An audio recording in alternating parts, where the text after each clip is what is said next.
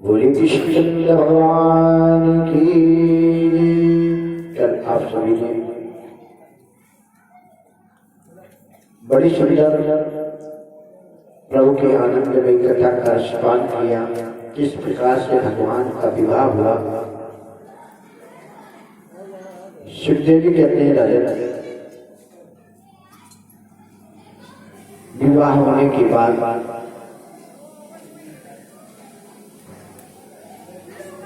भगवान के एक पुत्र हुआ जिसको सबरासुर नाम का एक दैत्य उठा के ले गया और समुद्र में डाल दिया। परीक्षित जी ने हाथ जोड़ करके पूछा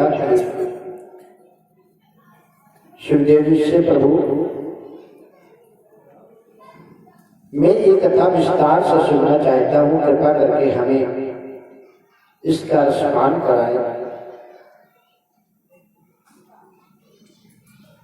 सुखदेव जी ने कहा राजा ध्यान लगा करके सुनो।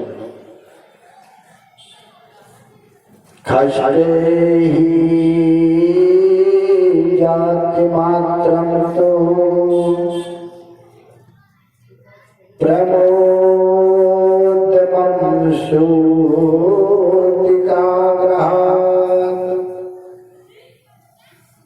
ममेश हन्ते गुणे हत्वा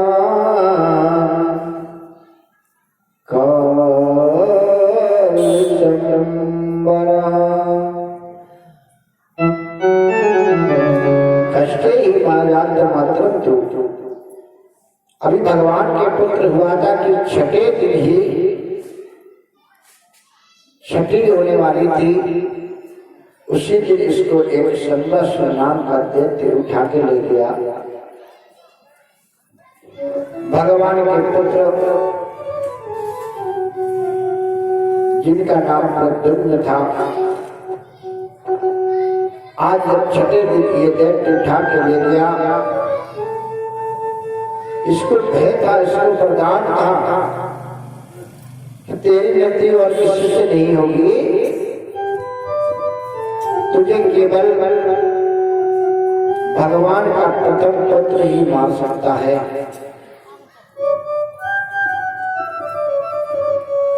सुखदेव जी कहते राजा आज इसको मालूम पड़ा कि भगवान के प्रथम पुत्र हुआ है।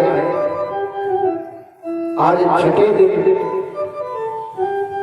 श्रुतिका कहे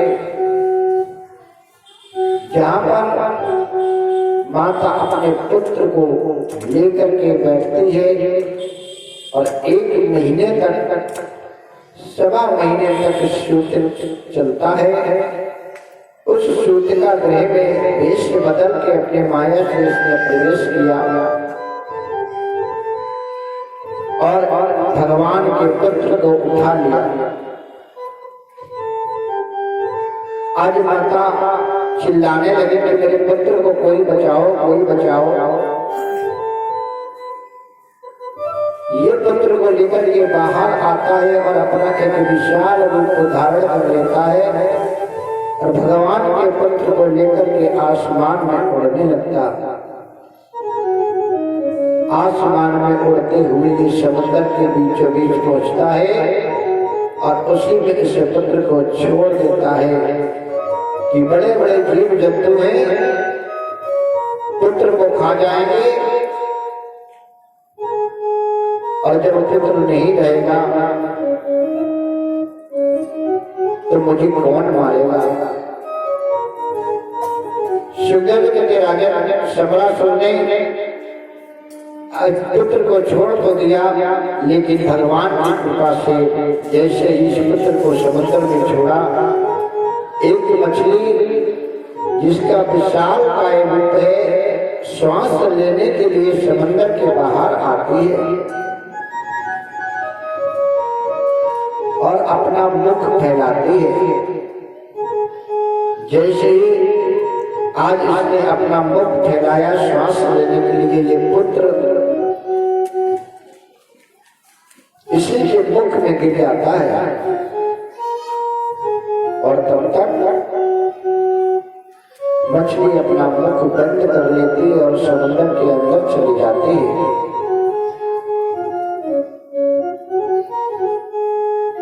कहा भी गया कि जिस पर प्रभु की कृपा होती है उसका कोई कुछ नहीं कर सकता है। जाको रात की साइया मार सके ना कोई, बाल न बांका हो सके चाहे सारा संसार बैरी हो। सारा जग सारा संसार बैरी हो, लेकिन उस व्यक्ति का कुछ नहीं हो सकता है जिसके हमारे प्रभु रक्षक हैं। आज भगवान की कृपा हुई और मछली ने अपना मुंह खोला और उसी में गिर गए। क्योंकि मछली का मुख जब खुला तो जीवा मुख के अंदर थी, उसी जीवा पर गिरे तो भगवान के पुत्र को कुछ नहीं हुआ। आज ये मछली एक दिन वहां मछुआरा मछली पकड़ रहा था कि उसके जाल में ये मछली फंस गई। और जब मछुआरे ने देखा कि इतनी विशाल काय मछली फंसी है तो इसके मन में एक विचार आया कि यदि मैं ये मछली ले जाकर के यहाँ के राजा शंबरासुर को दूंगा तो वो मुझे कुछ इनाम देंगे, क्योंकि ये दैत्य थे, दैत्यराज थे, इसलिए दैत्य मांसाहारी होते हैं। इसलिए विचार इसके मन में आया और उसने उस मछली को ले जाकर के शंबरासुर को भेंट किया। आज शंबरासुर ने मछली को देखा, बड़ा प्रसन्न हुआ और इसको उचित इनाम दिया। इनाम देकर के ये चला गया। आज शंबरासुर ने वो मछली पाठशाला में भेज दी जिसकी अध्यक्षता मायावती थी। मायावती नाम की एक भोजन बनाने वाली पाठशाला की अध्यक्षता करती थी। उसको बुलाया और वो मछली दे दी, इसको शाम को पकाया जाए और हम इसका भोजन करेंगे। ये मायावती साक्षात कामदेव की पत्नी रति थी, क्योंकि एक समय की बात है कि भगवान भोलेनाथ समाधि में बैठे हुए थे और असुरों का प्रकोप बढ़ रहा था। देवताओं ने कहा कि भगवान के पुत्र जब होगा तो वो असुरों को मारेगा, इसलिए भगवान का विवाह कराना होगा। विवाह के लिए भगवान को जागृत करना होगा, जगाना होगा। तो आज सभी लोग भगवान भोलेनाथ को जगाते हैं, लेकिन मेरे प्रभु समाधिष्ठ हैं। कामदेव से कहा कि तुम अपने काम रूपी बाण को भगवान भोलेनाथ के ऊपर चलाओ ताकि वो निद्रा से जाग जाए, समाधि से जाग जाए। कामदेव ने पहले तो मना किया, लेकिन संसार के हित के लिए ये कार्य उन्होंने स्वीकार किया और एक वृक्ष की ओट लेकर के भगवान भोलेनाथ के ऊपर तीर से प्रहार किया।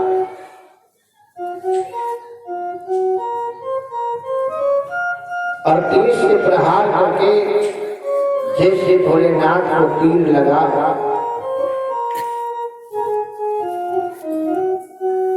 आज भोलेनाथ ने अपनी आंख खोली और बड़े क्रोधित हो गए कि किसने हमें समाधि से जगाया है। और भगवान भोलेनाथ ने अपना तीसरा नेत्र खोला। उस नेत्र से एक अग्नि निकली जिसने कामदेव को जला करके भस्म कर दिया। बोली शंकर भगवान की। आज जब कामदेव समाप्त हो गए, सभी देवताओं ने त्राही मान भोलेनाथ के सामने किया कि प्रभु, इस संसार में यदि काम नहीं रहेगा इस संसार की रचना नहीं हो पाएगी। आपने ये क्या किया? रति भगवान भोलेनाथ के चरणों में गिर गई और प्रार्थना करने लगी कि प्रभु हमारे पति से हमारा मिलन करवाइए। आज बार बार प्रार्थना करने पर भोलेनाथ प्रसन्न हुए और कहा देवी आने वाले समय में भगवान पृथ्वी पर अवतार लेंगे और उनके पुत्र के रूप में तुम्हारे पति तुम्हें प्राप्त होंगे। तब तक तुम समय का इंतजार करोगे। इधर शंबरासुर भगवान भोलेनाथ की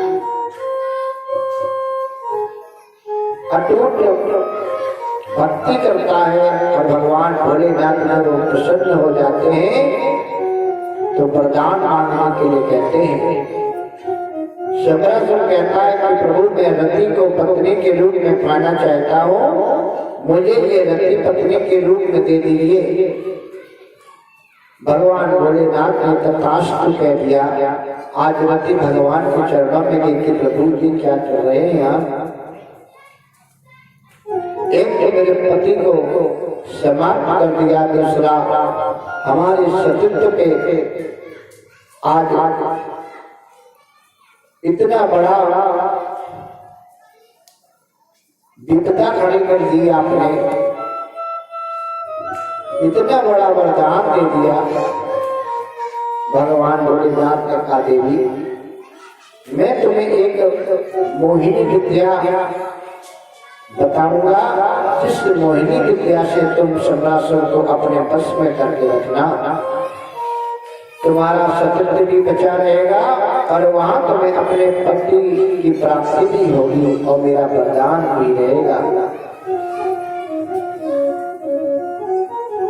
भगवान भोलेनाथ ने आज रति को मोहिनी विद्या सिखाई, जिस मोहिनी विद्या के द्वारा आज रति ने शंबरासुर को अपने वश में किया। सुखदेव जी कहते हैं राजा आज रति शंबरासुर के महल में रहती है। शंबरासुर इसको पाठशाला की अध्यक्षता बना देते हैं। आज अध्यक्ष होकर के वो मछली लेती है और अपनी पाठशाला में चली जाती है। वहां जाकर के मछली को काटती है तो देखती है कि उसके अंदर एक पुत्र निकला है, एक बालक निकला है। आज भगवान का प्रसाद समझ करके इसको अपने पास रख लेती है, लेकिन राक्षस राज को नहीं बताती। धीरे धीरे ये पुत्र बड़ा हो जाता है। जब बड़ा होता है तो एक दिन अपनी माँ से पूछता है कि माँ जब से मैंने तुम्हें देखा है मैं देख रहा हूं कि तुम मेरा पालन पोषण एक पुत्र की भांति करती हो, मुझे खिलाती पिलाती हो, दुलार भी करती हो, लेकिन मुझ में भाव एक पति की रखती हो, ऐसा क्यों? आज रति ने भगवान की बताई हुई बात अपने पति को बताई, प्रद्युम्न को बताई और शंबरासुर के वरदान प्रद्युम्न को बताया। आज प्रद्युम्न ने माया रूपी उस नगरी में शंबरासुर का पद करने का निश्चय किया और आज शंबरासुर के सामने पहुंच गए। शंबरासुर ने कहा कि मेरा पद सिर्फ भगवान का प्रथम तत्व कर सकता है और संसार में कोई हमें नहीं मार सकता है, और उस पुत्र को तो मैं समाप्त कर चुका हूँ। लेकिन भगवान प्रद्युम्न आज अस्त्र शस्त्र लेकर के शंबरासुर के सामने पहुंच जाते हैं और भीषण युद्ध होता है। उस युद्ध में आज शंबरासुर को भगवान प्रद्युम्न समाप्त कर देते हैं। बोले बोले गोविंद भगवान की। रति को अपने पति मिल जाते हैं और भगवान आज रथ लेकर के विद्युम्न को लेने के लिए आते हैं और लेकर के जब राजमहल में पहुंचते हैं तो आज रुक्मिणी को 2 दिन याद आ जाता है जिस दिन प्रसूत का ग्रह से प्रद्युम्न को दैत्य उठा ले गया था। आज माँ अपने पुत्र को दुलार करती है और भगवान को धन्यवाद कहती है कि मेरा चोरी गया पुत्र अभी तक जीवित है और वो मरा नहीं। आज भगवान और प्रद्युम्न रुक्मिणी सब परिवार रहने लगते हैं। इस प्रकार से भगवान के प्रथम पुत्र की कथा आप सभी को श्रवण की। बोले गोविंद भगवान की। परीक्षित ने आने रखकर के शिवदेव जी महाराज से कहा कि प्रभु क्या भगवान के एक ही पुत्र हुए थे? शिवदेव जी ने कहा नहीं राजन, भगवान के कई पुत्र हुए थे और कई पत्नियां थी। परीक्षित जी कहने लगे मैंने तो सुना है कि भगवान ने कई विवाह किए थे। हाँ सुखदेव जी ध्यान लगा करके कहने लगे सुनो मैं तुम्हें सुनाता हूँ भगवान का दूसरे विवाह की कथा।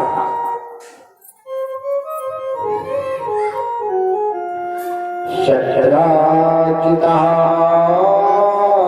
सतनयाम कृष्णाय कृतिकीर्तिदा शैवन्मतकेन मणिना स्वयं दत्तवान। सुखदेव जी कहते राजा एक समय की बात है कि इनके चचेरे भाई शत्राजित और प्रसेन 2 भाई थे। शत्राजित भगवान सूर्य के पुजारी थे। प्रातः काल होते ही भगवान सूर्य को अर्घ्य दिया करते थे। एक समय इन्होंने भगवान सूर्य की अटूट तपस्या की और भगवान सूर्य प्रकट हुए। आके उन्होंने भगवान सूर्य को अर्घ्य दिया। आकाशीन दिशा वर्तमानो दिवीशन्या। आकाशीन दिशा वर्तमानो दिवीशन्या। आज सूर्य भगवान को जल दे करके नमस्कार किया। ये सूर्य सहस्त्रांशो तेजो राशि जगत्पते अनुकंपे मां भक्त्या प्रेरार्थ दिवाकर। आदित्य नमस्कारं मे कुर्वन्ति दिने जन्मांतर सहस्रेषु दारिद्र्यो पूजायते। हे सूर्य भगवान आपको नमस्कार है। मेरे जन्म जन्मांतर के पापों को नष्ट कीजिए। आज सूर्य भगवान प्रसन्न हुए और इनको एक मणि दी जिसका नाम इस मस्तक मणि बना। इस मस्तक मणि भगवान सूर्य ने शत्राजित को दी और कहा कि शत्राजित ये तुम्हें रोजाना 180 सोना तोला सोना प्रदान करेगा। आज शत्राजित ने वो मणि ले ली और वो मणि अपने गले में पहन करके सभी जगह विचरण करने लगा।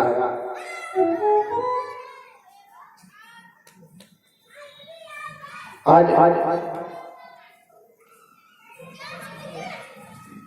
मणि पहन करके व्यक्ति शत्राजित नगर में घूम रहा था कि लोगों ने देखा कि एक दूसरे सूर्य निकल आए हैं, इतना तेज उस मणि में था। और रोजाना 180 तोला सोना दिया करती थी। सुखदेव जी कहते राजा एक बार मणि पहन करके घूम रहा था, एक राज दरबार में बैठा, वहां भगवान भी आए। सभी ने कहा ये मणि भगवान को दे दो, तुमको शोभा नहीं देती।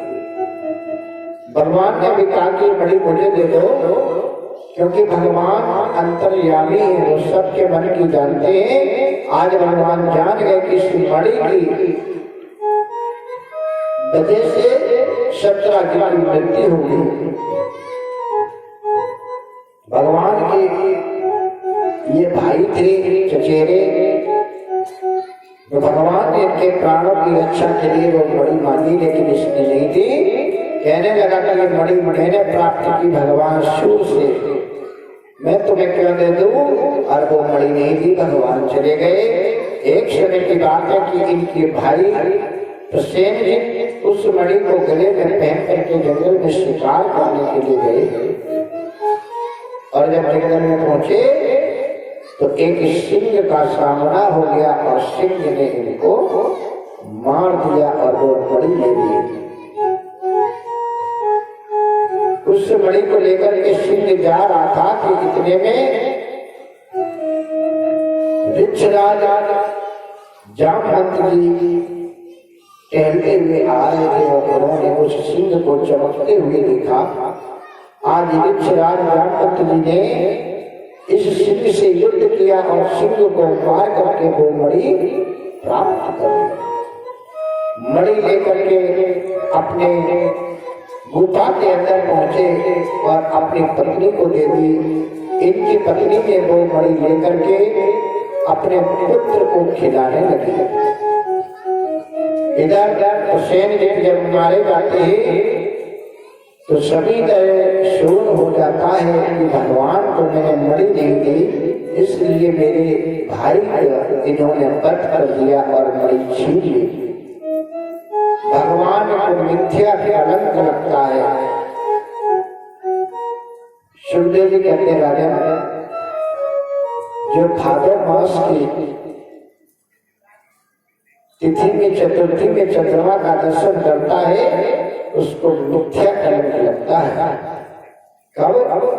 जिस दिन गणेश चौथ होती है, तीजा होता है और गणेश चौथ का जिस दिन अर्घ दिया जाता है, यदि उस के चंद्रमा का कोई दर्शन करता है तो उसको झूठा कलंक लगता है।